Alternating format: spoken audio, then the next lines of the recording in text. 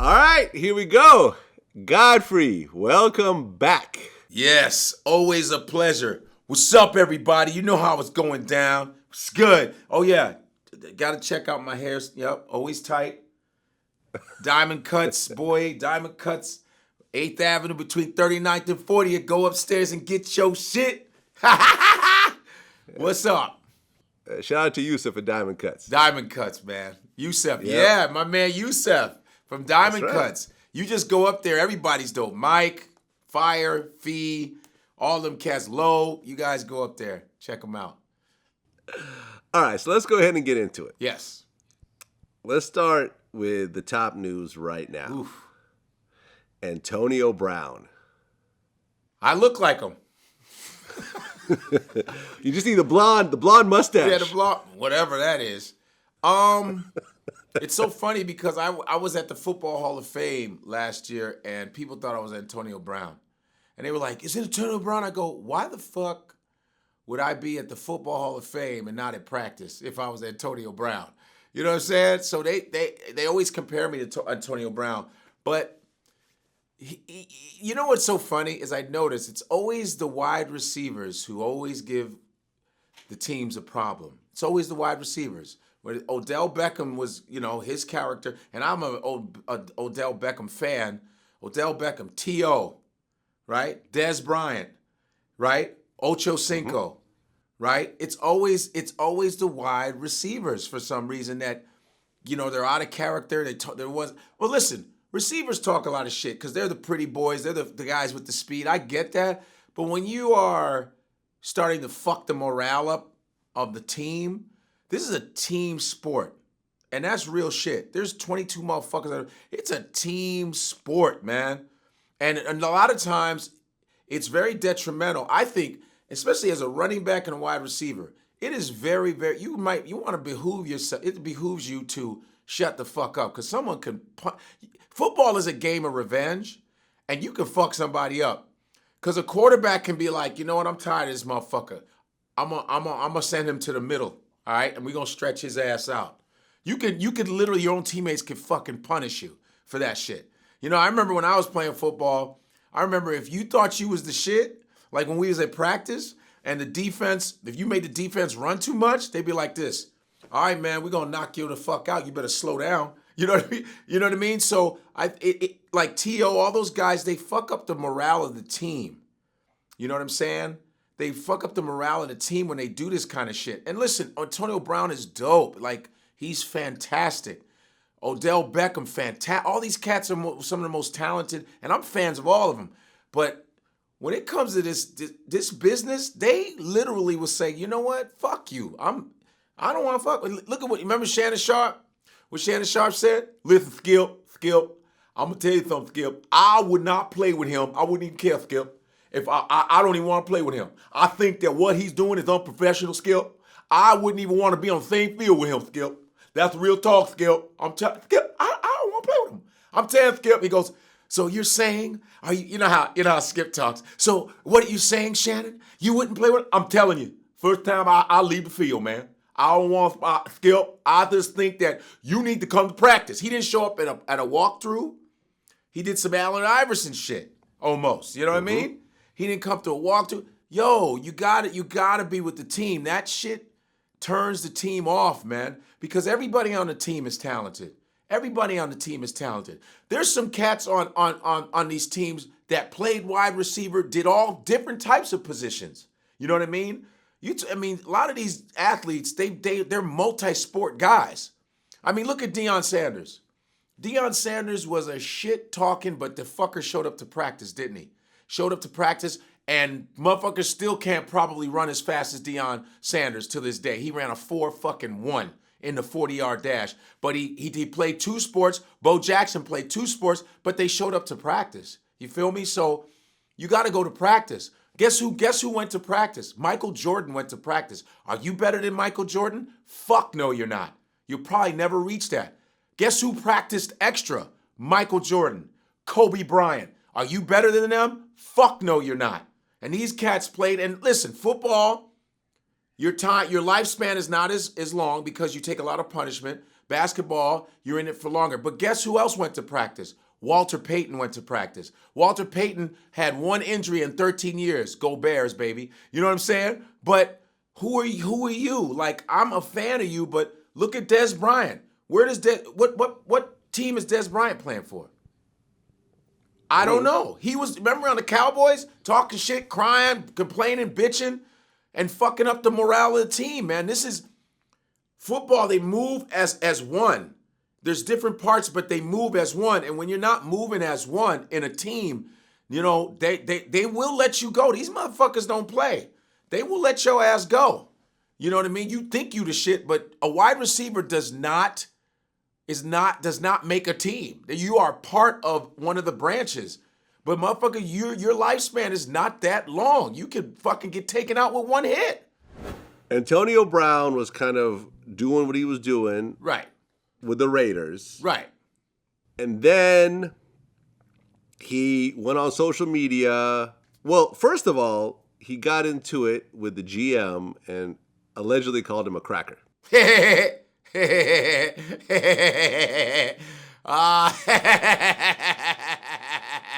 gotta laugh at that because I kind of like that. He called him a cracker. Listen, I'm why did he call the GM a cracker? Well, I'm really concerned. Why did Antonio Brown call the GM a cracker? We want to know. Did he do some racial shit? You know? Did he say something racial? Did he do something where he made Antonio Brown feel like a slave? Well, what did he say? What happened? I'm not sure. The cracker thing was the only thing that really. Oh, he just said cracker and just walked off? Crack ass cracker. I'm going to practice. Fuck that cracker. There's a reason why he calls somebody a cracker. A lot of times when we call people crackers, you know, cracker, when we use it, it's because you've done something to piss us off. You've done something racially, it's usually racially insensitive to us. That's when we call you crackers. Like, we like, man, fuck that cracker. We usually, it's because you've done something to us. You know, a lot of times when whites call us the N-word, it's because we've done nothing. You just call us the N-word. That's just, yeah, fucking niggers. Yeah, you goddamn niggers. Watch out for the niggers. Let's make sure the niggers don't move in here. Usually for no goddamn reason. But when we say stuff about white folks, it's because something has been done to us. You understand? Something has been done. That's our rebellion. Well, he called him a cracker, allegedly. Yeah. So he received a $215,000 fine. For a racial slur? And on top of that, yep, they removed his guaranteed bonus of $29 million. Damn. Woo. And then one or 2 days after, Oakland announced that they're releasing him from his contract. 29. And like 23 minutes later, the Patriots. See you later. Fuck you all. Yo, you know, that's like Dave Chappelle leaving Comedy Central and getting $60 million from Netflix. Right. You know what I mean? He's winning. The Patriots, I am not a Patriot fan. I fucking hate Tom Brady and all of them motherfuckers. But goddamn, they're a powerhouse, man. I give credit when credit's due. I think they cheat half the goddamn time, personally. But yo, he went to the Patriots. But here's the thing, though. We understand that Bill Belichick is MacArthur. Goddamn it, you ain't fucking with his shit. Bill Belichick puts everybody in check. That's why there's check at the end of his fucking name. You ain't coming to Bill Belichick with that bullshit. You know what I mean? Matt motherfucker is the goddamn MacArthur, Eisenhower of football. You understand? You're going to be well behaved when you show up in his fucking camp. And those cats ain't going to let you act a fool either. Because the Patriots don't need you. That's what's scary. And you know... I mean, yeah, I think they won by 30 the other night without him. Who did they play? Let me see. They played somebody. Ooh, they got their ass beat by 30? Woo! Who do they play? Oh man, I don't want this motherfucker winning another goddamn Super Bowl, man. I can't take this shit. 7 Super Bowls, right 6 Super Bowls. Yeah, against the Steelers, they won 33-3. 33-3. And Antonio Brown's probably like, yeah. And then when he gets added to the team, because I think Gronkowski is gone, right? I think he stopped. But then this Antonio Brown. But we'll see, though. We're going to see. But I know one thing. All that behavior, that shit's going to get checked real motherfucking fast. You know, and you know Belichick don't talk a lot. He just goes, well, we're just going to make sure he just shuts the fuck up. Well, right after all the craziness around. Yeah. And, you know, people are looking at this whole Patriots thing as like the ultimate finesse. Yeah. Like he got out of an ironclad contract and signed with the best team in like a couple hours. Yeah. That's it. It could have been already planned, no? It could have been already planned. It could have been already planned. They say, yo, just do what you do what you do. Call somebody a cracker, and then we're gonna get you out your. And how much did he get for the Patriots? The signing. I think like $15 million or something like that. But he's like, I have a chance to probably get a Super Bowl ring too. Oh yeah. I will take that chance. Oh, yeah. I'm out. I mean shit. People were saying, I saw memes where like Belichick was like the puppet master of this whole thing. He like probably was. You see him on the phone with Antonio, like, all right, so call him a cracker. Yeah. And Tom Brady will be waiting at the airport. Yeah, I know exactly what's going to get you out. Call him a cracker, tell him to kiss your ass, don't show up to practice. Okay, yes, sir. And we're going to cut your fucking salary. Yes, sir. Oh, yeah. Your Belichick that's just a whole nother level of coaching, whole nother level of respect, a whole nother level of winning. And, yeah, so that everybody becomes there well-behaved. Ocho Cinco didn't even know what to do with that fucking team. He didn't know. He couldn't act a fool. He had to abide by their rules. You know what I mean? Just today, well, last night, I guess, after all the craziness around this whole Antonio Brown, Raiders, New England thing, now a young woman came forward with rape accusations. The rape shit. Now, what? And I heard she passed the lie detector test. That's what they say. I don't know. That's what they say. Now it's rape shit.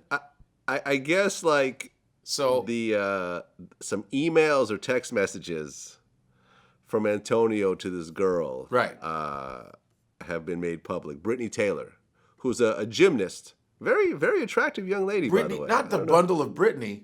No. Oh, okay. Shit. Brittany Taylor. Okay, Brittany Taylor. She was a gymnast, a trainer, whatever, okay. And I guess they had consensual sex or something at one point, but then she claimed he raped her or whatever. And I guess there's these either text messages or emails that they've posted. But what were the emails though? Was it a rape email? Come on, man. Well, from Antonio, like bitch, I'm gonna get you. I'm gonna choke the fuck out you, whether you like it or not. Emoji. I'll read some of it to you. Go ahead. And there's a lot of misspellings and stuff like that, so it's actually pretty amusing. All right, go ahead. It starts off, I jacked my dick on your back, slept with you in bed. Fuck your knowledge, bitch. I've been all pro before I even knew you. You hit me up online, bitch, crying. I didn't hit you up. You never left my house since you had a hotel. You fell asleep on my couch. Fuck out of here. My baby mama trick your dumb ass. Blast me, you're a failure, telling everyone you own a gym. What you gonna blast? Don't fucking write my phone, lying bitch. Thought it was easy to get a come up. Using God, alias, fuck ass hoe. You and your mama thought y'all hoes had a come up. Fuck out of here. Don't write my team. And it keeps going. Thanks for giving us control of your life for 3 weeks. Next time you and your mama plotting on a come up, make sure y'all hoes pick the right man. Damn ass hoes. Maybe somebody you already fucked, your mama controlling your life like she gonna help the come up. Yo. You failed a gymnast. You a nobody. Me and somebody who's blocked out. I laugh about all this shit. Busting on your back. I'll let him know when I'm bored. You a disgrace to little girls. You a failed gymnast living in the past at your mama house with your mama. Lucky I showed you around. You're welcome. My baby mama know you a weak bitch when she spot one. You played yourself. Yo, some laughing you emojis. sure that wasn't Donald Trump? Donald Trump talks exactly like Antonio Brown. Yo, you should have had a beat with that. You was dropping bars, son. Bitch, you on the come up. Busting on your back. Bitch, you on the come up. You a failed motherfucker. You never coming back. You a failed gymnast doing your little flips. Fuck you, bitch. I bust you in your lip. On the come up. Yo. So he busted on her back. Obviously, it was consensual sex. I mean, even though that's a ghetto way of expressing consensual sex. You know what I mean? It's not as poetic as you want it to be, but they obviously had consensual sex. And he's like, you trying to fucking take my money? You trying to get on the come up? Is she old enough? She's old enough, of course, no? Yeah, definitely, yeah. Yeah, so it doesn't sound like he raped her at all because he sent that text going, I don't give a fuck who you share it with. Bitch, fuck you and your mom. I'm sorry, that's just funny. He got Tupac on her. Fuck yeah, you, motherfucking mama. I'm gonna get my phone and make sure all your kids don't grow, bitch. That's why I fucked your bitch. Get money, buses on your back. Get money, fuck Brittany. Antonio Brown. Get money, yeah, get down. Trying to get on the come up, get down. Bitch, shut the fuck up. Fuck Brittany Taylor as a gymnast, a teammate, and a motherfucking crew. Gymnast, if you down with Brittany Taylor, then fuck you too. Why don't you dismount on this dick, bitch? Why don't you do some backflips on this dick, bitch?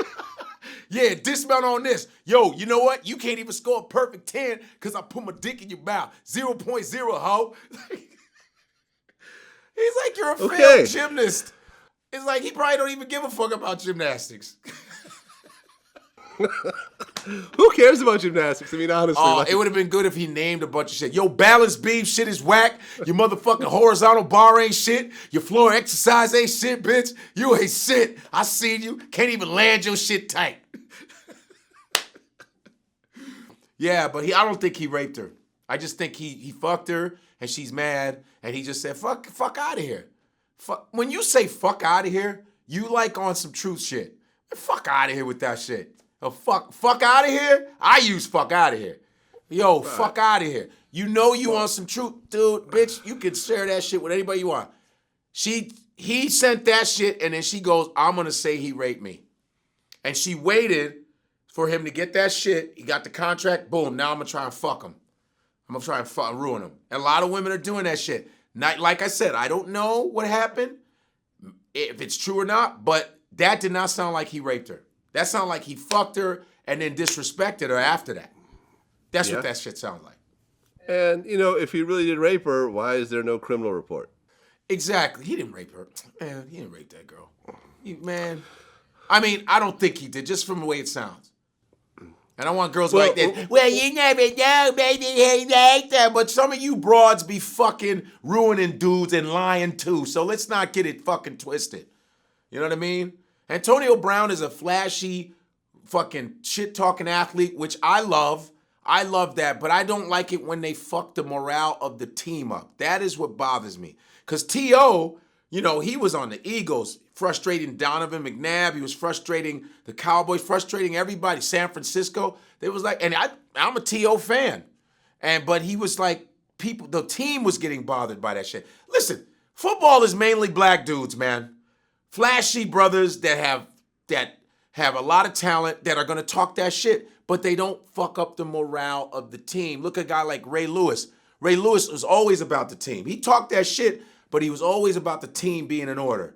And that's what's talk your shit, but when you start acting up and pissing off the other squad, man, it's going to get your helmet popped off, buddy.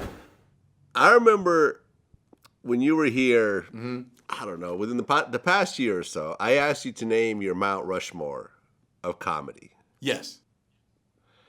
And it was... Pryor, Carlin, Cosby? It was Cosby. Mooney. When I said Mooney, did I say Mooney? And you said Paul Mooney. This whole thing. Paul Mooney. Yes. Now, Richard Pryor's ex-bodyguard came forward. Yeah, Rajon. And said that Paul Mooney, I guess, raped or molested Richard Pryor Jr. And Richard allegedly had a hit out on Paul Mooney over that. $1 million hit. Okay. Yeah. And they questioned Richard Pryor Jr. about it. Right. And he didn't deny that it happened. Yeah. Fuck. You know, they just interviewed Paul Mooney's sons. You know, the twins? Yeah, the twins, And yeah. the twins were like, fuck you. First of all, Paul Mooney is not, the reason why he's canceled his shows is because he's mentally not there. Well, he has, I recently interviewed Pierre, who's actually Pierre, that's my was on Pierre tour. Edwards. Yeah. Yep. That's the He man. was on tour with Paul Mooney, and he said that Paul Mooney has dementia. Paul Mooney's a legend. I mean, he used to write for Richard Pryor. That's what. And that's somebody said. He said he didn't write for him, so I don't know what portion of that is. But also, here's my thing: what are you looking for? What do you want from Paul Mooney? He's 79 years old, senile, you know, whatever. Dementia, you got dementia coming in. So does he have dementia? Yeah, the dementia's kicking in on him and stuff like, you know. So yeah. give me an example of dementia with Paul Mooney. Like, what kind of things would you see? He's not really performing anymore, so his mind is not. He remembers his act like that. He'll come back a little bit. With me, I know Paul Mooney since about 1992. Oh, okay. So, you know, I used to watch him at the Comedy Store all the time. So I had to kind of, you know, what do you call it, reacclimate myself with him a couple times. And, Paul, what's up, dude? This, that. And then now he knows me. So you have to kind of be around him a little more for him to catch who you are, stuff like that. You know what I'm saying? So that he does remember you, but it has to, not from the rip, you walking through the door. You have to take a couple of things, be around him and so forth like that. And so he comes in and out. He'll remember some stuff and some things he won't remember like that. But again, he's 79 years old. I'm not saying if he did this shit, it's wrong. It is wrong. But then what do you want? Let's say he did do it. What is the result from that? You want him to go to jail for the last 2 years of his life? I mean, look at Bill Cosby. Yeah. He has dementia. So, you know, it's a shame that he has dementia. But we don't know. We weren't there. But it's fucked up if it's true. But I don't know if we'll ever find out because Paul Mooney has dementia. You know, Paul Mooney be like, oh, whatever. I never did it. Fuck you niggas. You just sad because your son is not funny. Fuck him. He thinks I never did it. you know Paul Mooney. He'd be like this. Oh please, I never did it. Yeah, Richard Pryor was too goddamn high to even notice anything. And Richard's like, I want that motherfucker dead. Goddamn it, shit. He fucked my son in the ass. Oh shit. Goddamn. Get that motherfucker now, Jack. He fucked my son, man. Shit. Goddamn. Why in the fuck? You ever see a motherfucker fuck your son in the ass and don't say shit? Because my son's ass was leaking. I said, nigga, what's wrong with your ass? He said, Daddy, nothing wrong, man. Someone fucking my son in the ass, man. Goddamn. I want that nigga dead. Shit. Oh, nigga, I never did anything. You know I didn't. Come on now. Get the fuck out of here. You probably fucked him in the ass, Richard. You know you did. Richard, you fucked up. Come on, Richard. I don't need your shit, okay? I don't need that shit. Literally. It's like his son. He's like his son. Richard putting a hit on somebody. He's like, man, I want that motherfucker dead, Jack. For real, man. He fucked my son, man. He put his dick in my son's ass, Jack. I can't believe the shit. Kill his ass, man. Well, that's crazy and horrible for who Paul Mooney. I'm a fan of Paul Mooney's. He's a legend. I hate the way he's deteriorating right now. It sucks because I love Paul Mooney and I love Richard Pryor. I've actually corresponded with Richard Pryor Jr. on Instagram because I did an impersonation of his dad. I had a Richard Pryor shirt on, and so I was moving the mouth. You know, and he was like, oh, that was really good, whatever. But I didn't know. And he's gay, right? He's gay. He cross-dresses and stuff. Wait, Richard Pryor Jr. is gay. Yep. He's gay. Oh. You didn't know that? Oh, I did not. I don't know anything about Richard Pryor Jr. except that he's got the same name as his dad. Right. I met his other son. I remember when I interviewed Eddie Griffin. Right. Hold on, I'm about to look up the name real quick. When I interviewed Eddie Griffin, he invited me to a show that night, and Richard Pryor's other son opened up for him. Oh, the Mason dude. Mason Pryor. Yeah, the one that bombed on the Apollo. Not sure. No, he bombed on the Apollo because he went on stage, and he kind of looks like his dad. You know, everybody kind of looks like Richard in a real weird way. and he looked like his dad, and he went on the Apollo going, and he fucked up because he mentioned his dad because everybody's clapping because he looks like Richard Pryor. So they're not clapping for him. They're going, yo, and they're going, man, he looks just like him. And then Steve Harvey's hosting. You understand? And you know how Steve Harvey get that look? And so he goes on stage and he goes, I know you guys are looking at me. My father right now is looking down going, you better not fuck this up, Jack. And ooh, it went to shit after that. You all should see that shit. Mason Pryor bombing on the Apollo and Steve. I'm looking online. This happened in 2018, like last year. Yeah, and Steve Harvey's like this. What the hell? Yeah. What the hell was that? Yo ass done made a damn mistake. Why the hell would your ass go on stage? You know, why would your ass mention you Richard Price? What the hell was that?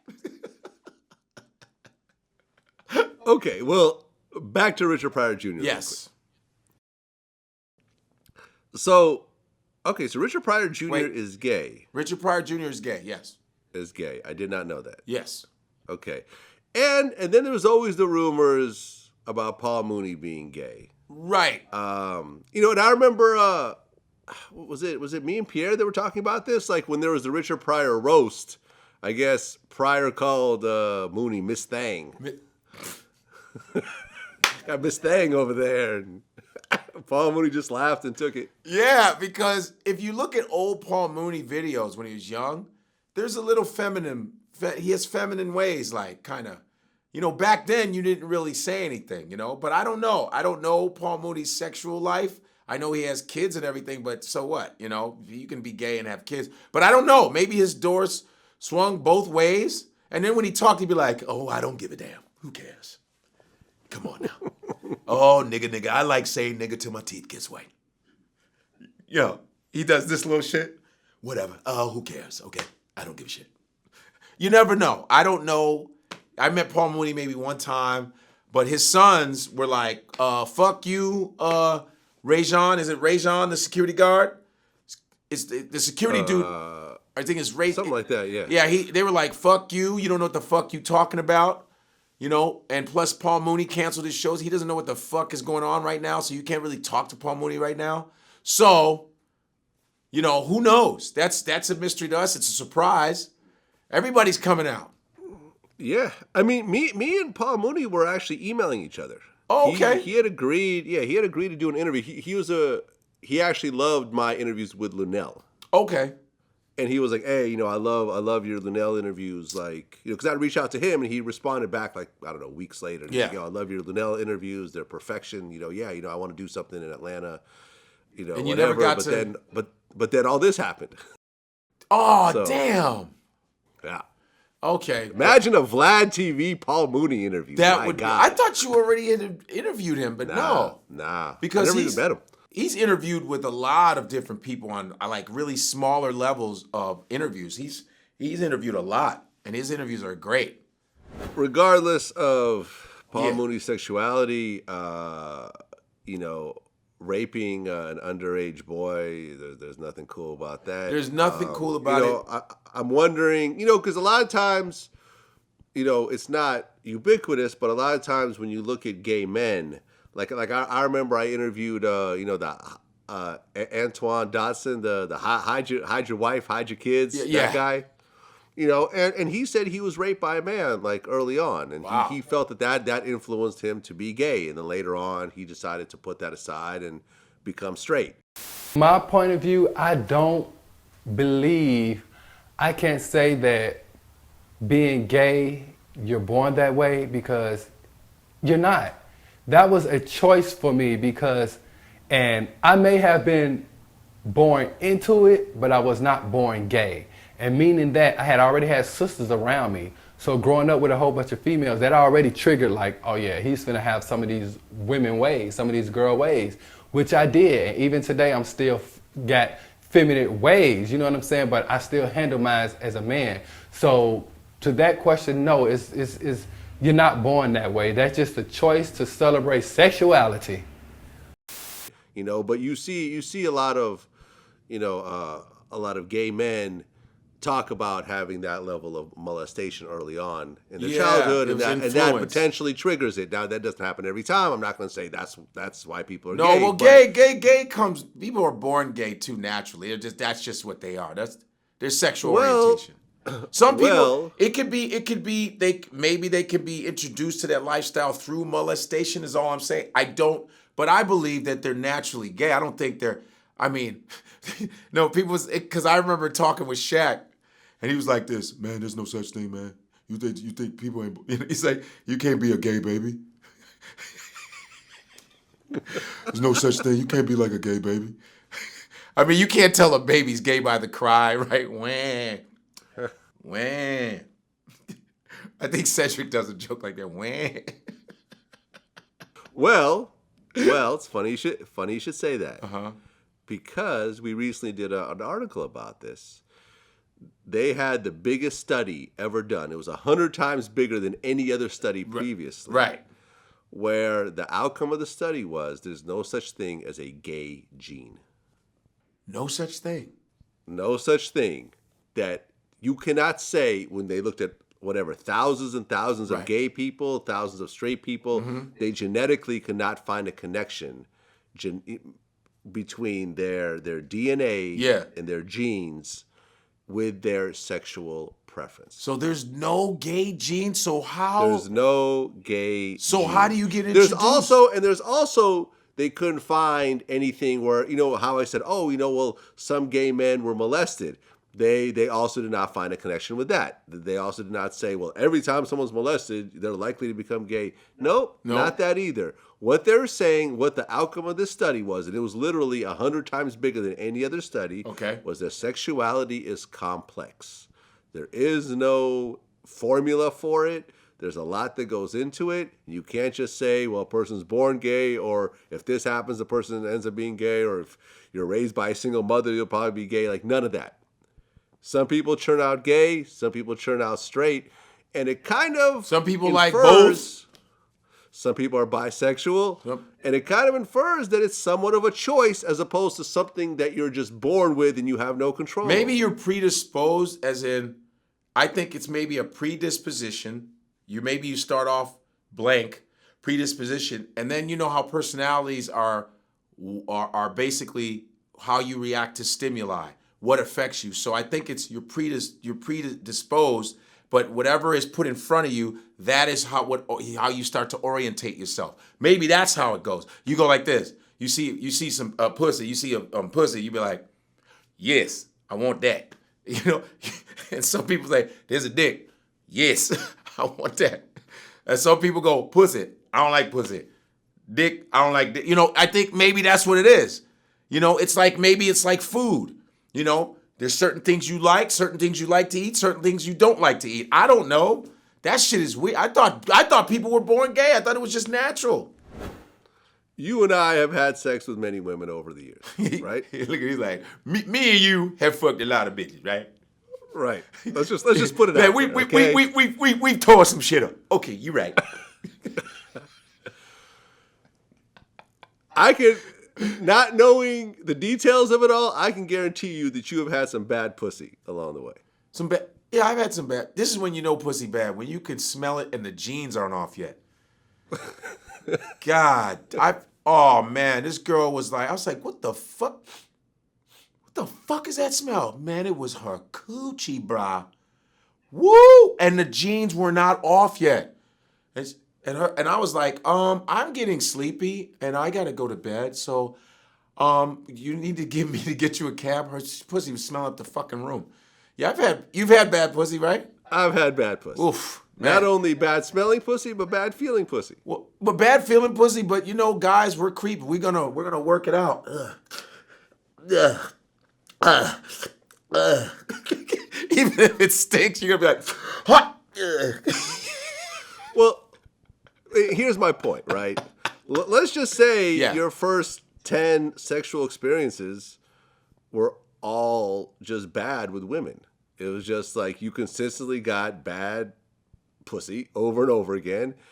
And then one day some dude sucks your dick and it's great. And you're like, okay, maybe I'm gay then. Whoa, wait a minute. Pause. Pause. Yo, my man, you trying to sneak little shits in, bruh. Yo, you see what he just tried to do?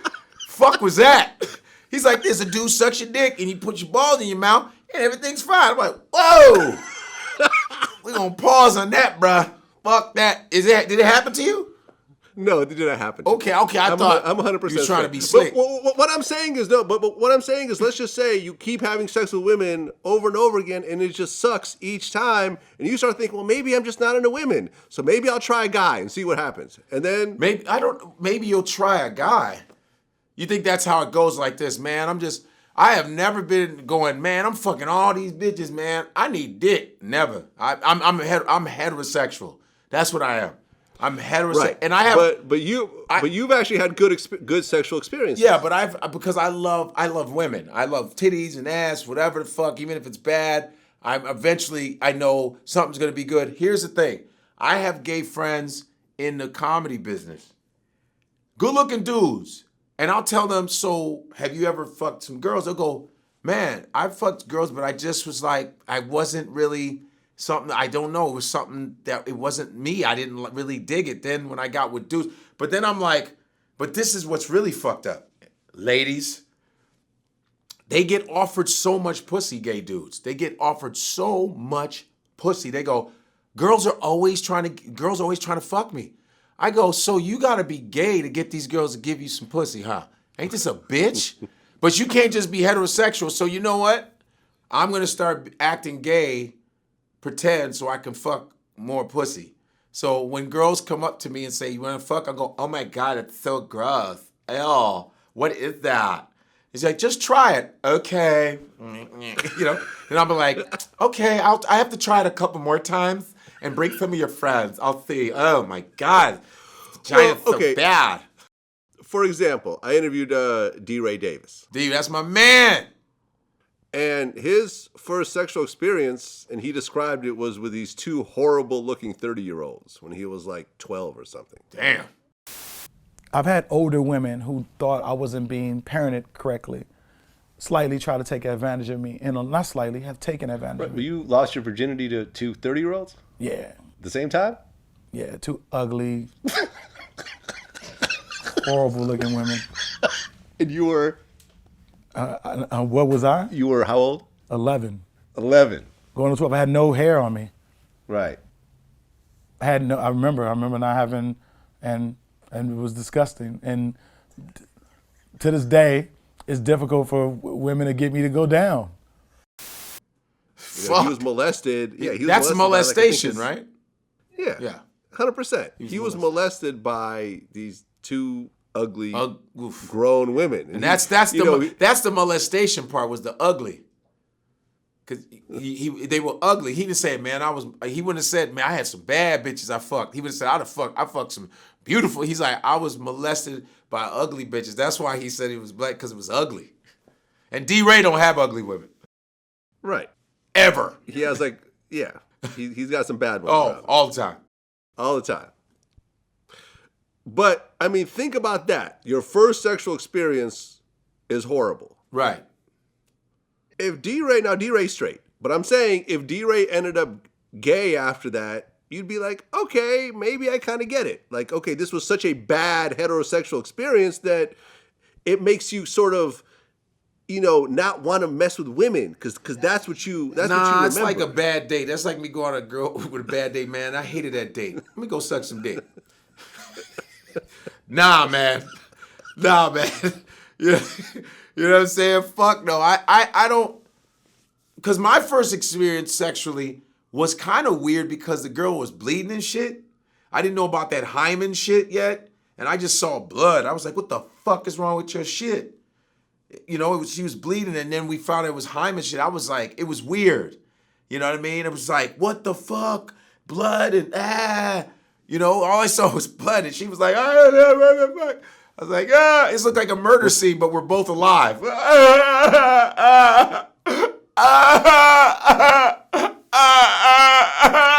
It was blood. I remember I was in my parents' basement, And I took this girl after school, bam, right? Got the condom on and, doing it like I'm fucking wow. I'm like 15 or 16 or something. And I'm like, oh, what the fuck is going on here? And you know how you do first signs of blood? You're just like, you're rubbing her and you're like this. And you're just like, oh shit, what the fuck's wrong with my hand? Did I cut my hand? What the fuck? And you're like, ah. We're both going, ah. So it was hymen shit. I found out, you broke the hymen. So that was a weird experience for me. But I said, I will be back. Well, I will be back. I like pussy like a muff. I like titties and yeah.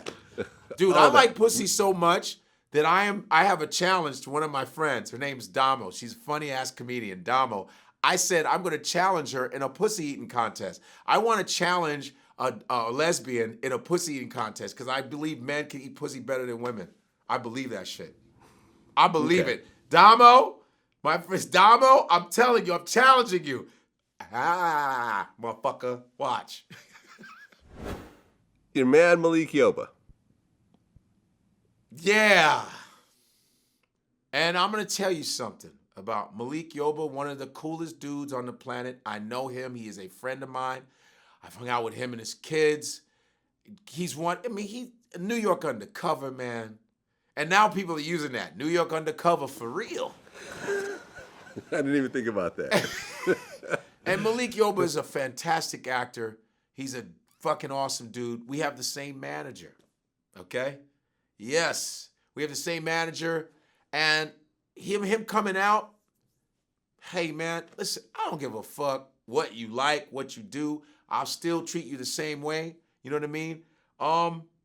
People have been coming shitting on him, but his wife came out, maybe his ex-wife, came out and said, why didn't you tell us first? Mm-hmm. You understand?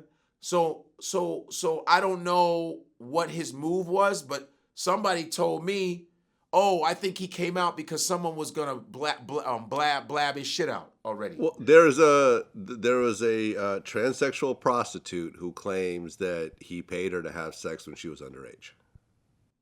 Was she with an agency? No, she was she was like a streetwalker in like Manhattan, and he would cruise around. She's claiming that he cruised around picking up transsexuals, and she was one of the transsexuals that he. And it was just underage. Now, him picking up a transsexual, okay, so what? But an underage, anything underage is always some bad shit. Underage shit is some bad shit. You know what I mean? Unless she like dressed up and had a mustache and said, "No, I'm 50." What are you talking about? I'll shut Well, I like that mustache, baby. What'd you say? I like that mustache, baby. Yeah. Yeah. Oh, do ya? And then she's fucking him, and her mustache is peeling off. I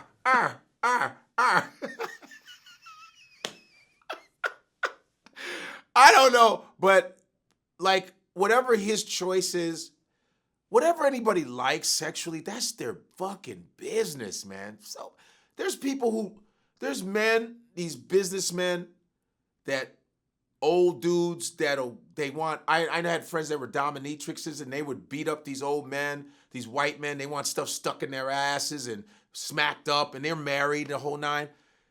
To me, sexuality is just something. We're animals, man. We are mammals, man. We have so many rules in society. I mean, literally, we have so many rules that we've created. Look at these priests that decide not to ever fuck and give their life to God. God made a dick and a coochie. And when you have sex, you use holy words. Holy shit. Oh, Jesus. Lord, have mercy. Lord, have mercy. God said, I'm going to make something that you're going to call my name every time you use it. And so a lot of weird shit happens when you see, sex is I think because we have so many rules and so many concepts of what we believe about sex, I don't know if any of this shit is really wrong. If you like whatever, you like whatever. You know what I'm saying? It's like that shouldn't be, you shouldn't be judged by that, by what you do in society. Sex is some private shit, man. Your sexual appetite, it's because eating and sex are in the same part of the brain. You have the, I think it's the limbic system or hypothalamus. It's in that same area. You understand? Some people will put jelly on their fucking eggs, which I think is disgusting. Some people will put, some people eat weird. Like they like shit together. What the fuck are you eating? I think it's almost like sex. Okay, you like a chick with a dick, with a titty on it, fucking, what? Fuck it. All right, that's whatever. But you know what I'm saying? It has nothing to do with your personality and who you are as a person. That's your motherfucking business, period. You know what I mean? Yeah. I mean, listen, it doesn't bother me at all. Like, listen, if you want to, I mean, he said, Claudia Jordan, who I've had on the show before, she interviewed him and he said that he's attracted to women with breasts and penises. Okay. Those aren't women. Those are dudes. Right. You're not, there are no women with penises. You know what I like? A lady with a dick. Woo! Man, no, that is a man who's a transgender. That's all. You just say you like men. Right. You like men and chicks with dicks. Yeah. And I interviewed Malik earlier in the year, and he talked about how he plays a transsexual in his play. In his play, he has I think a one-person play, and he plays a transsexual. He also plays women. He wears dresses. Yes. He doesn't mind wearing dresses. It pushes his artistic thing. So my one-man show, Harlem to Hollywood, I play over 15 characters. My show is set in a therapist's office. One of the main characters is Gladys Rosenberg, who's an old Jewish woman. She's a therapist. That's me. I play 2 trans characters in it. I play an old Spanish man. I play an old Italian guy. I play an old Jamaican woman. So for me, we're vessels. And the goal is to show humanity in all of its fullness. And I'm half man, half woman. My mother birthed me. I'm half of that. Some people, I think BG Knockout, I did an interview with him, and he goes, well, Malik's gay. Hey, bro, he gay then. Or Think he's gay? bisexual. I don't know if he's he gay. He gotta be. Come on, man. I mean, with him, he said that, he does a play where he plays a woman. He also plays a transgender person, as well as lots of other characters. And he said that he's more than willing to wear a dress just to push himself artistically as an actor. Yeah, whatever. You can do something. You can become an animal. Act like a cow or something to push yourself artistic. If you like wearing dresses, Malik's gay. Even if Malik is gay. And, he turned out to be Malik, and bisexual, I guess. Right. Me being a heterosexual guy, of course, when he came out, I was like, oh, shit. You're going to initially go, oh, damn. Because Malik, when you talk to him, that fucker's like, that dude gets pussy. I don't give a fuck. He's a dude, he look like he will knock you the fuck out, too. He's a tough guy. But I'm like, you still my dude. You know what I mean? Of course, you're going to be initially surprised, like, oh, damn, I didn't know you like that. That's normal. That's a normal reaction because I thought he was straight. But other than that, I'm like, that's your fucking business, man. I don't give a fuck. He's still an awesome dude, fantastic actor. He does a lot of shit for the community. The fucker he's just a dope dude. You know what I mean? As far as his family situation, I don't know anything about that. That's none of my business. But as far as my relationship with him, I think he's fantastic. I think he's a great dude. And I think people that are coming at him crazy and talking that dumb shit, enough of that shit, man. You know what I mean? Enough of that shit. The world, you should be able to fucking be whatever the fuck you want. Who cares? Blake Griffin recently was part of a Alec Baldwin roast. Blake is getting into comedy, you know. I work with him in Montreal, yeah. and Caitlyn Jenner was there. So in the roast, he told Caitlyn Jenner that nobody in your family wants white dick. I think that's an amazing joke, but I have a joke where I go, yo, I said Kardashians got that evil pussy. They got Kanye going crazy. I said the pussy's so good that Bruce Jenner wanted one. Bruce is like, shit, I'm getting me one. Fuck that. But Bruce, you know what? I give him his credit, though. I mean, it's Caitlyn, but he's Brucey to me. Sometimes he looks Brucey as fuck sometimes. He looked very Caitlyn-y. I call him Braitlyn because he's in between. But he's, you know what they should do? They should put him on the Wheaties box now. That would be some dope shit. Like, they put it on Wheaties box now, and then when you eat Wheaties, you feel funny. I don't know what is up with that cereal. I don't feel right.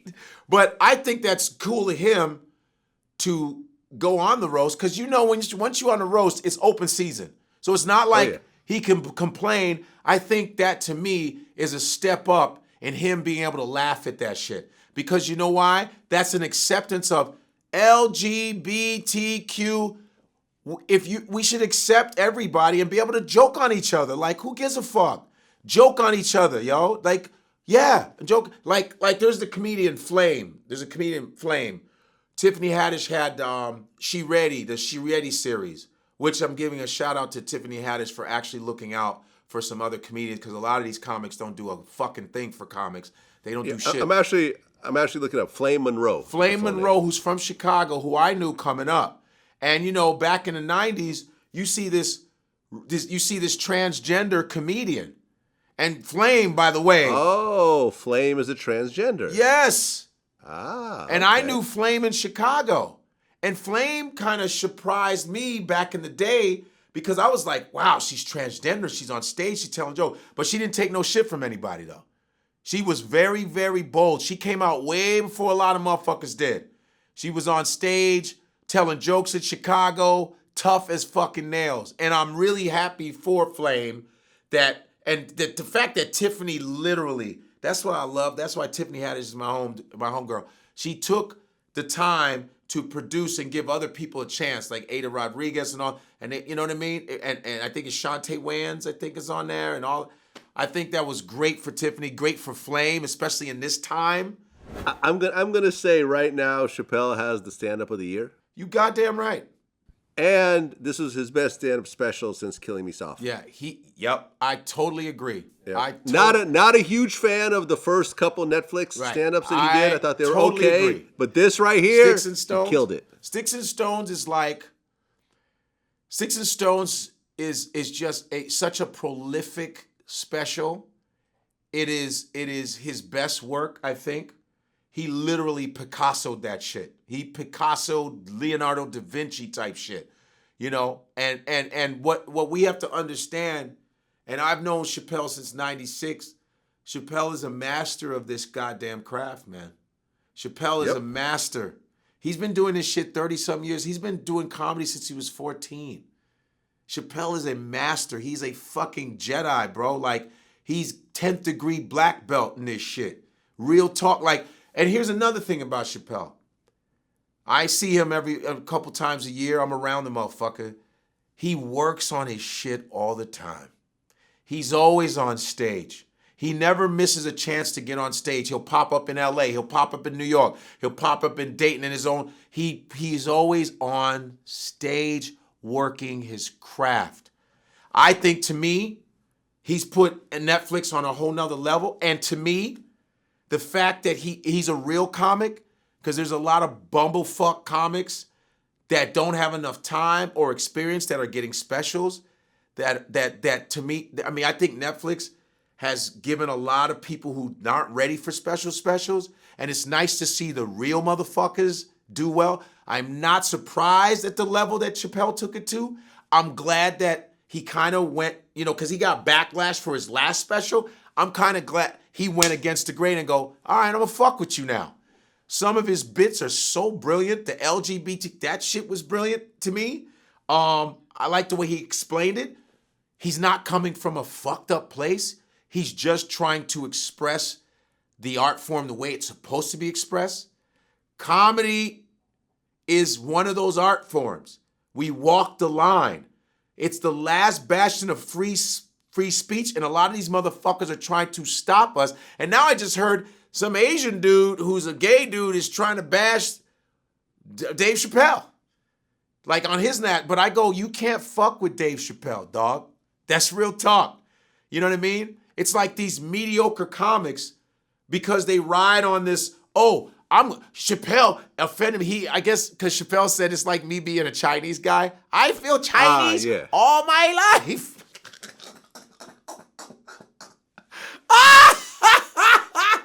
That shit had me rolling. So a Chinese guy was offended a Chinese dude was offended that Chappelle did that. Oh, a Chinese guy, as if Chinese haven't been fucking racist as fuck to black people. Save it. You know what I mean? So everybody's riding on this whole LGBT, the gay thing where they're attacking every heterosexual dude. First of all, if you're smart enough, Chappelle's a very smart dude.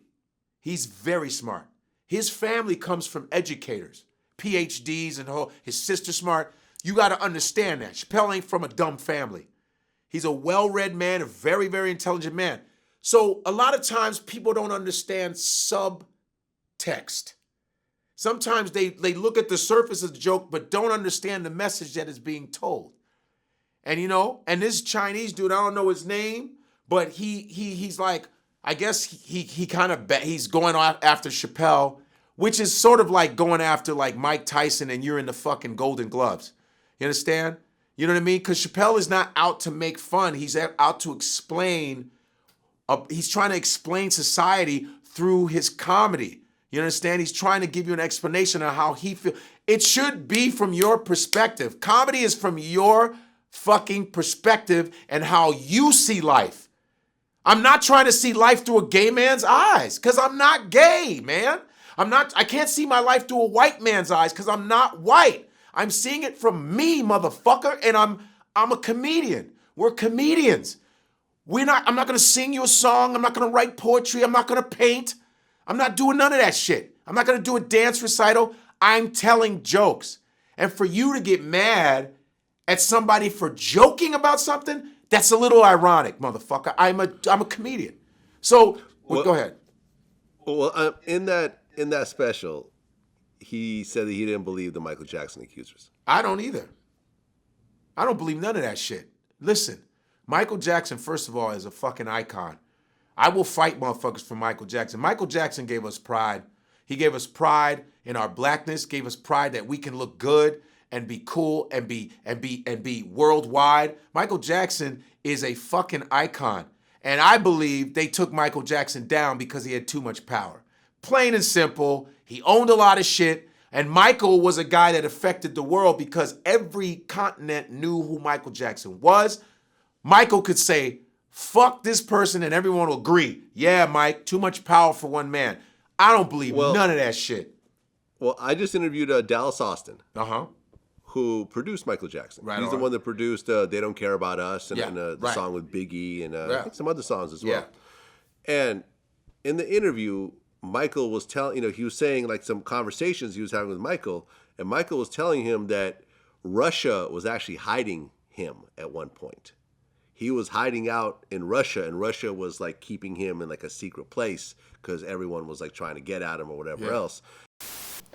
It's kind of him against the United States, like when he went to where they were looking for him everywhere, and the plane was landing in different places, and Michael's getting off here, and the plane's taking back off, And he's like, Dallas, I was sitting in Moscow watching myself land in different places on TV because the United States is looking for me everywhere. And the Russian government basically hit him. And he wrote Stranger in Moscow in this hotel room while he's watching himself on TV. Like, the KGB is after me. And I was like, hey, man, how much power do you have where the Russian government takes you and hides you? And he was saying how America didn't like that shit because America did not have a good relationship with Russia, and he did. And there was other countries that he had good relationships with that America did not. See what I'm saying? So there's always going to be a level of conspiracy around that. And Michael's name was Mikhail at the time. It was Mikhail Jackson. No worry, we hide you. No problem. With Mikhail Jackson. Mikhail. Wear this furry hat. No one will wear a furry hat. No problem. No problem. Your skin almost white like us. Perfect. No problem, Mr. Michael. But you see what I'm saying, though? Michael had influence, especially with international shit. They were probably like, yo, he's fucking with our shit. Let's find some shit. Because if they want to take you down, they're going to take you down. Whether it's physically or reputation-wise, I don't believe none of that shit. And the people that accuse Michael could suck a fucking dick. Word up. Well, I like to stir the pot. Of course you do. You the gumbo of fucking interviews.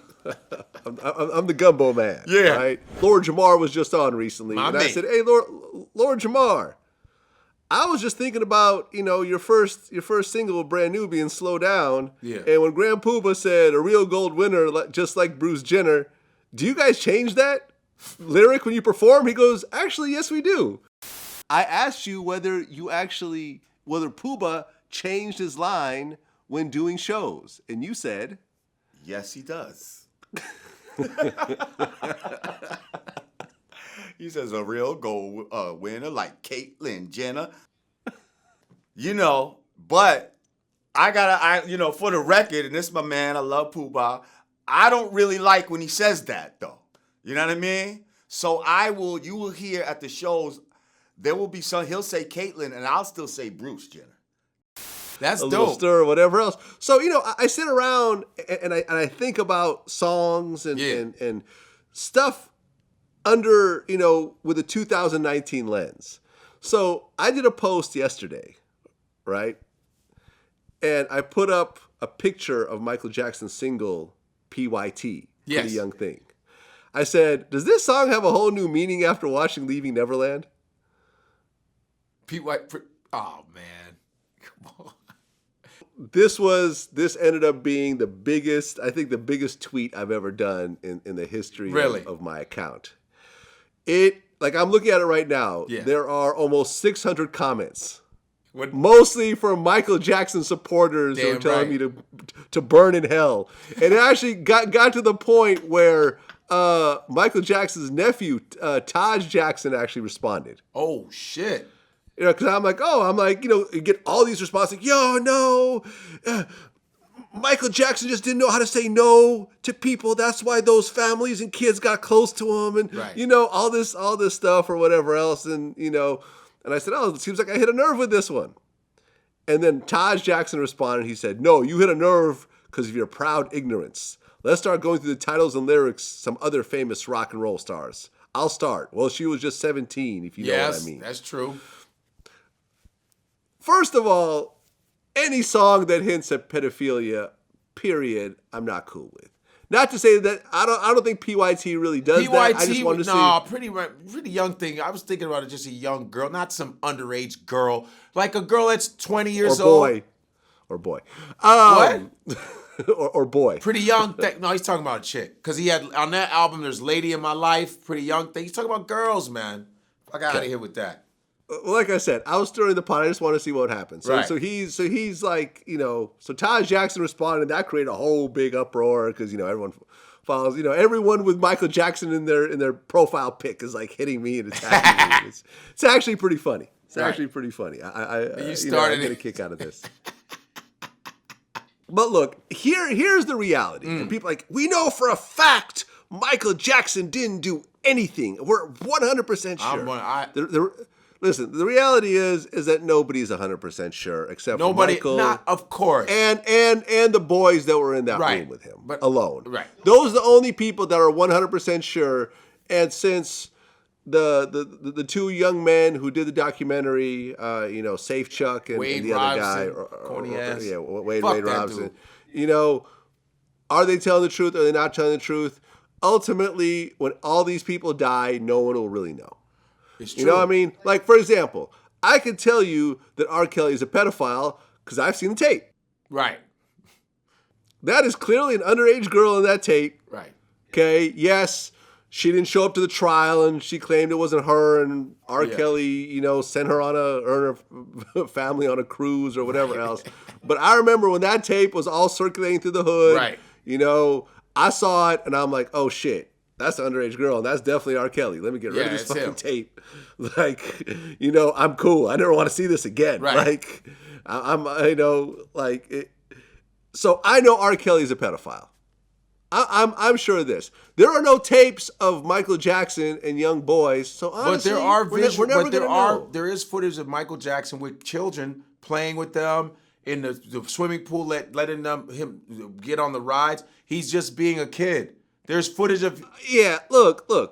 There's no footage of him touching anybody. Yes. I got that. And here's the thing, man. I don't care what the fuck, he never had a childhood. Oh, Joe Jackson was so mean to him growing up. No 30-something-year-old man should be hanging out with 10-year-old boys. Cut it out. Who aren't his relatives. Well, those relatives are fans, starstruck as fuck, and they're like, maybe we can get some money off this motherfucker, man. Period. Right. I mean, Michael, listen, Michael brought that on himself as far as he brought it on himself like, yo, this is not good. You know, there's no girls around. It's all boys. So Michael brought that on himself. Not just boys, but like 10-year-old boys. Yeah. He brought that on himself. Yes. That he brought that. That's his own choice. You brought that on yourself. You're too big to be doing certain things. You got to know what the fuck you're doing. You know what I mean? Right. Because think about it. Who doesn't want to hang out with Michael Jackson? All of us do. Any age. We all want to. It's like, well, damn, man. I went and called Stevie Wonder and James Brown and Paul McCartney, and all of them are busy. But the 10-year-olds are the only ones that are calling me back. Everyone else is just too busy to hang out with me. Right. It's fucking Michael Jackson. Who does not want to hang out with Michael Jackson? The whole world wanted to hang out with Michael Jackson. Of course. He chose to spend time with these young boys. He would live in like the families of these young boys, you know, with these families, like in these fucking houses. Yeah, it was strange. It was come on, man. Michael like that's not right. But it's not right, but he could have literally not touched any of them, but it just doesn't look right. It just doesn't look right. There's a visual thing. It doesn't look right for him. It doesn't look right for the parents. No. And you honestly kind of feel sorry for him. And he's taking these young boys on tour with him. I know. Come on, man. Even when I go to the mall, I'm like, I need to get the fuck out of here. Because it's like young girl, like they're like 15. You feel like a creep. You're like, but sometimes if you're in a certain city where all they got is a mall, you're like, I'm going to go to the mall.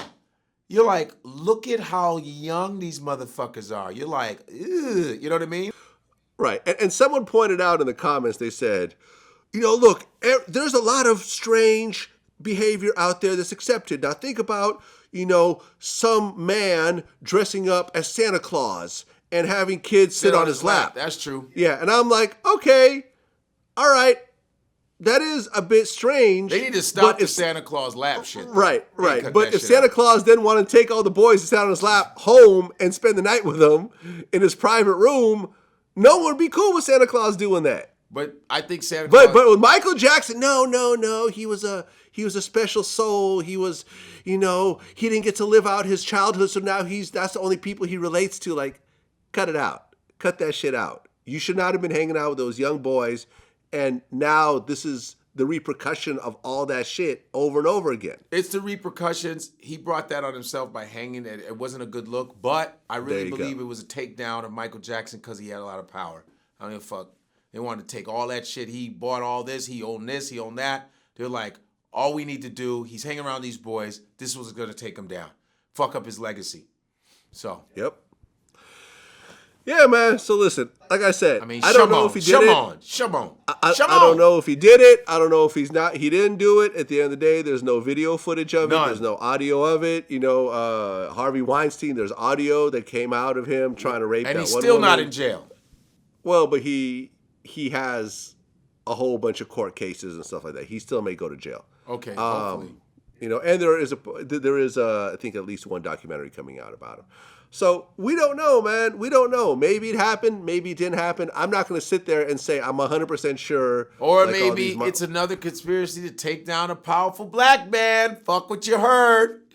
Take down another brother because that's what they love to do. Shut us down. Put Wesley Snipes in jail for tax evasion. Michael Jackson, Bill Cosby. Another fucking excuse. All the white dudes are walking. Come on. What are we doing here? 50 Cent went on, I think, Instagram and said that Chris Brown is better than Michael Jackson. No. I think Chris Brown is fantastic. I'm a Chris Brown fan. He ain't better than Michael Jackson, though. Well, do it for 40 years, though. Do it for 40 years, and then we can compare. That's like saying, who are you going to compare to Michael Jordan? Michael Jackson, Michael Jordan. Those are, like, what are we talking about? First of all, Chris Brown is everybody's influenced by Michael Jackson. Chris Brown will tell you that. Chris Brown is fantastic, man. He's unbelievable. But as far as Michael Jackson, work-wise, I don't know about that. Chris Brown is dope. I don't know about better. And actually, didn't Michael Jackson tip his hat to Chris Brown? I'm not sure, but Chris Brown has definitely tipped his hat to Michael Jackson. You damn And I right think he did. Yeah, and I think he even said that when he dances, he's hoping that Michael Jackson would be proud of. Yeah, of but what he's doing. he would because be very proud. he said it's not exactly in a he's not trying to copy him, but he's definitely so influenced. Well, Chris by him. doesn't move like Michael Jackson. They're both. First of all, the way they're built is different.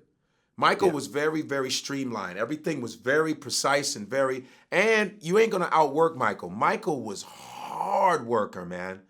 Michael worked hard, bro. I'm telling you, that motherfucker. And if you look at Smooth Criminal, first of all, beat Smooth Criminal. You gotta beat some of his videos visually. Michael did the lean. He wins. Michael went like that. What the fuck are you talking? Remember that? Come on, Vlad. Yeah. He went like that. And I can honestly say, and listen, Remember I like Chris that? Brown as well. Lean, I like Chris motherfucker. Brown. It's over.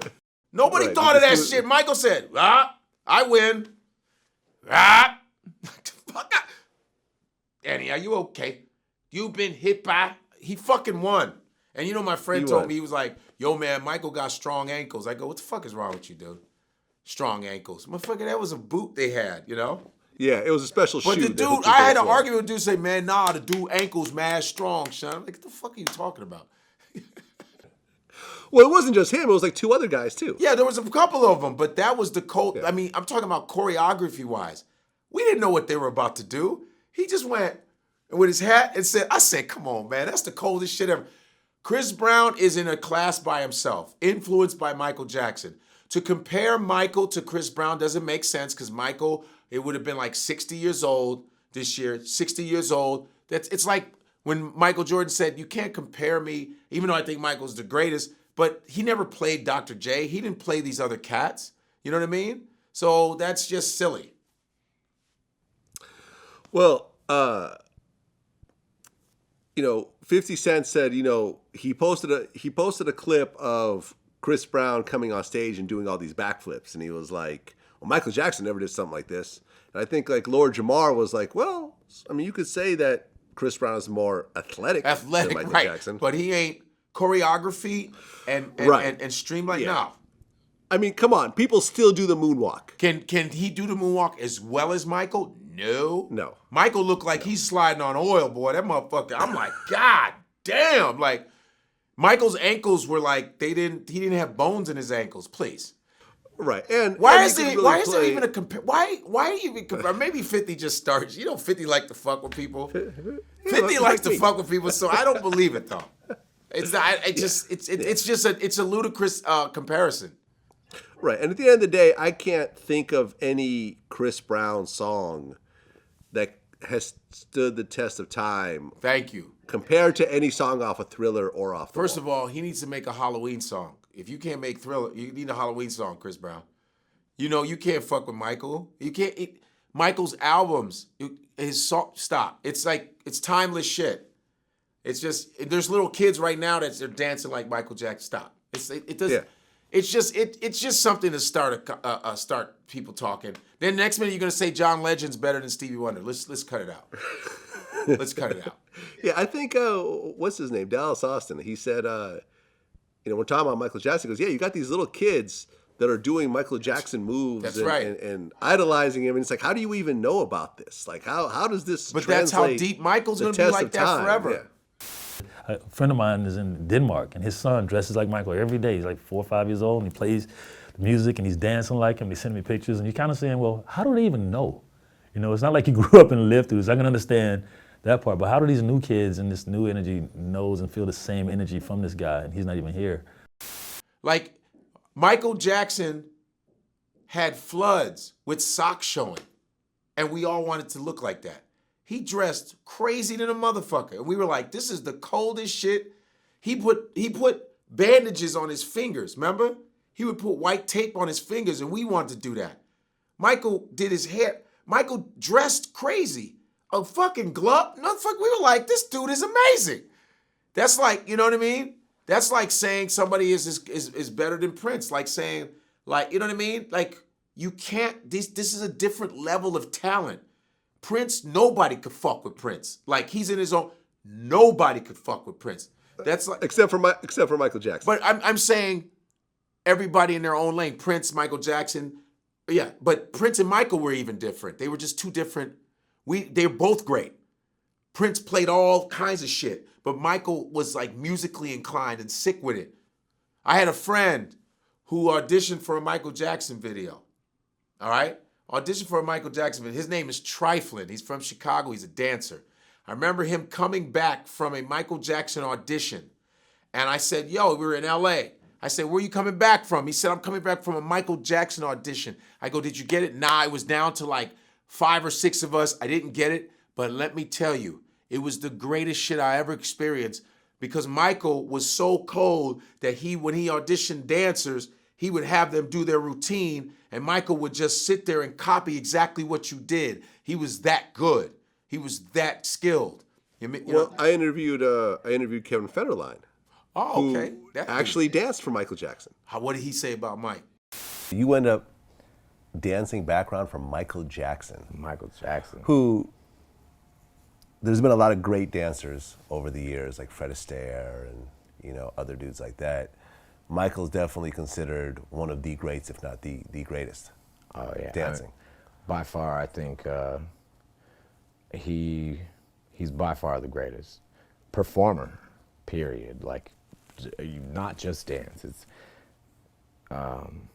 few people that I've seen on stage in my life like can walk up and say nothing and stare down a crowd of 100,000 people and everybody feel them. Like, that presence is like so strong. It's on some whole other level shit. Yeah. He had nothing but great things to say about Mike. I saw Mike in concert. I screamed like a bitch, just like the other girls around me, man. I tried not to.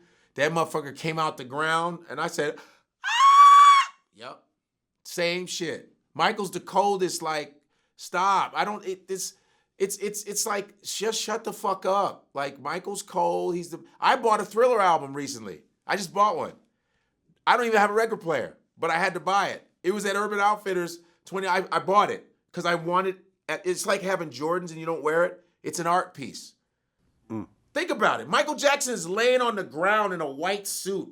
I thought that was amazing. You open it up, he has a tiger on his knee. What the fuck is that? Michael was that dope. He could put a tiger on his knee in a white suit and just sit there and look at you. That's the Thriller album. This shit. This is the Thriller album. One of those famous album covers ever is this shit. Michael said, I'm gonna lay on the ground. Fuck it. They're gonna buy it all over the world. Highest selling album ever. Thriller. I'm gonna call it Thriller. Yo, give me a tiger. Fuck it. It don't even make sense. That's how cold Michael was. I recently had Marcellus Wiley on my show. Oh, Marcellus, yeah, from ESPN? Well, he's on Fox Sports now. Okay, cool. With Jason Whitlock. They have a show together. Yeah, he's dope. Yep. And he ruffled a lot of feathers when he spoke out about Colin Kaepernick. So, the general consensus with people is that Colin Kaepernick has been blackballed. Of course. Right. Now, but his point is that Kaepernick had 4 potential NFL offers that he fumbled. I didn't know that. Did we talk about Jay-Z yet? Well, we could talk about him in a second, but I just want to touch on that. Okay, hold on.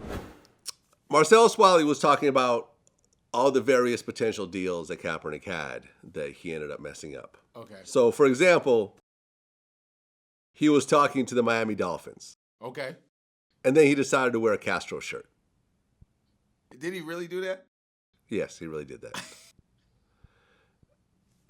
and what is one of the biggest segments in Miami? Oh, Cuban. Right. The Cubans, and he bought Castro. Right. Did he have a cigar with him? Okay, what's the deal? You want me to play for your team? There's going to be some things you're going to have to follow. He wore a Castro shirt? Yes. Well, he probably, okay, and then what was the other thing he screwed up? He went to Miami. Well, he was talking to the Baltimore Ravens. Oh, no. Right. Uh-huh. And, Ray Lewis has a key position over there. Of course. So, in the process of talking to them, his girlfriend Nessa decided to post up a picture of Ray Lewis, murderer, and the Ravens owner side by side with the Django picture of Samuel Jackson and Leonardo DiCaprio. So that was the end of those conversations. Oh, so basically Colin is done with the NFL. I think he was probably already like, I'm good. I don't give a fuck at this point. It has to be. Listen, if he really wanted to play football, he'd be playing. He's got a Nike deal. He's going to be able, I mean, he is kind of the most known quarterback in the world right now. I think that Colin Kaepernick is okay with his position. He would have played if he wanted. He's probably like, man, I'm good. Fuck this. You're making money, and his girlfriend don't play. She don't play. She is straight Angela Davis type shit. So I think he's on this mission now, a different mission now. I think his whole mentality is different. He's not even fucking with that. He's probably so disgusted with the NFL. He's like, I don't give a fuck. Whatever. He wore a damn Django, Castro. Yeah, he don't want to play no more. What? He don't. And he got a settlement. Yeah. So I think he he's sued doing the just NFL. fine. They settled. He got a check for that. He's got his Nike check. He's going to be able to go on speaking tours. He's going to write a book eventually. Financially, he's going to be fine. Yes. Very much so. But a lot of people are mad about what Marcellus said. What did he say though? You didn't say anything. I mean, basically what Marcellus said is that he feels that black people got played by Kaepernick. Black people got played by Kaepernick? In what way though? Like, they got played. Well, how did black people get played when he's standing up for black people and people becoming aware of what the killings of black people, the unnecessary and injustice that's going on with the police department? How did he do that? When a lot of people won't take a stand and risk their careers, how did he play black people? I don't get it. Well, keep in mind this was near the end of his career. He was not doing this when he was a starter for the 49ers. Right. He was doing this when he was on the bench and kind of on his way out. He monetized this stance very well for himself. Like I said, he's got the Nike deal and everything else like that. And like I said, he was offered deals because that's not the only deal that he was offered. Like there was. But my thing is, why would you? He had an offer from the Broncos, but he didn't want to take a pay cut. The Seahawks were talking to him, but he didn't want to agree not to kneel if they gave him a contract. So he had 4. Plus, he actually opted out of his own contract for the 49ers. So technically, there was 5 deals that he potentially could have had. But he feels that black people got played. I don't know, because why, when you're young and you're trying to get in the game, why would you play yourself by protesting when you're just starting to get established? When people, it's so funny. It's like when a lot of these gay white men, like these white men say they're gay after a while they made their money, then they come out. It's no different. Like a lot of, how many people like on TV would be like, oh yeah, guys, I'm gay in their 7th season of their hit show. They've collected their money. So Kaepernick is like, why would he play himself like that? Like if I got to the NFL and I'm starting, I got a contract, I'm a rookie, I'm not saying a fucking word. I'm gonna get my money, stack my shit up, make sure my shit is secure. You know what I mean? He plays the system right. He goes, boom. Guess what? I'm gonna speak up on certain issues. And a lot of people do that shit. They speak up a little later, like when things are established, they go, I'm not gonna fuck my shit up and I don't wanna take food off my table I gotta establish, because that's the system we're dealing with. There's a little bit of compromise that you have to have first. You know what I mean? Look at Jim Carrey. You look at Jim Carrey. Jim Carrey's been snapping lately. Have you seen Jim Carrey? Jim Carrey goes, what is all this material shit? Jim Carrey did it after about 25 years. That motherfucker was like, remember? He was like, doing all that shit, right? Fire Marshal Bill. He was that dude. The Mask. He was making his money, his $20 million a picture. And now Jim Carrey is on some like spiritual shit. Yeah, because he got his dough now. I mean, Jim Carrey is worth $150 million. Someone who's worth $150 million talking about materialism is bad. What's all this about? Okay, come on. But You're no, worth but, 150 that's fucking what, million. But that's what I'm saying. He did it. He didn't do it when he was hungry, starving in Canada, when he was a struggling comic and he was homeless. He didn't do it then. And when he got his first movie, which was Pet Detective, he didn't do it then. He's doing it now, which makes sense. He's like, hey, I got all this money. What's all this material shit? A lot of people do that shit. Kaepernick did not play back people. He did not. He didn't because listen, what about the silent player, all the players that aren't saying shit ever? Ever. They're not saying anything. It's like the Jay-Z shit with the NFL. What is Jay-Z trying to do? Everybody's saying he's selling out, and there's a lot of like doubtful shit. And Jay-Z, remember Jay-Z told Jermaine Dupri not to take a deal. He had Travis Scott don't perform for the Super Bowl. What is that? Does Jay-Z have a plan? I mean, I was like, what the fuck is going on? Remember, he was like this. He was like, we got to get past the kneeling. Got to get past the kneeling. We got to get past the kneeling. He remember, he said, what are they kneeling for? Do you know what they're kneeling for? He's sitting right next to Roger Goodell.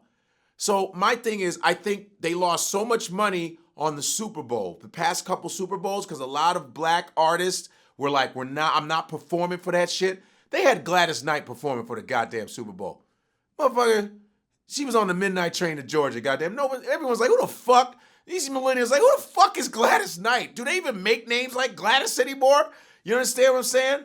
So I think they're trying to recoup the money that they lost in the Super Bowl by bringing Jay-Z to bring it in, because he's not owning a team. We thought he was going to be some team ownership. He's not owning a team. They're trying to recoup their money by getting black talent and labor again for these goddamn Super Bowls. But is Jay-Z making moves to do something? Is there a plan? Or is he just selling us the fuck out? I don't know. Dame Dash was like, now he's trying to get that bag. Fuck that. So we don't know. We got to get past the kneeling, man. Got to get past the kneeling. The kneeling. So we'll see what happens, man. We'll see what happens. That's what it is. Yeah. Godfrey, always a pleasure, man. Until next time. Thank you, and follow me on Instagram, comedian Godfrey. Watch me on the Godcast too. You understand where I'm coming from, and all that other good stuff. And this was great, as usual. No doubt. Peace. All right, peace.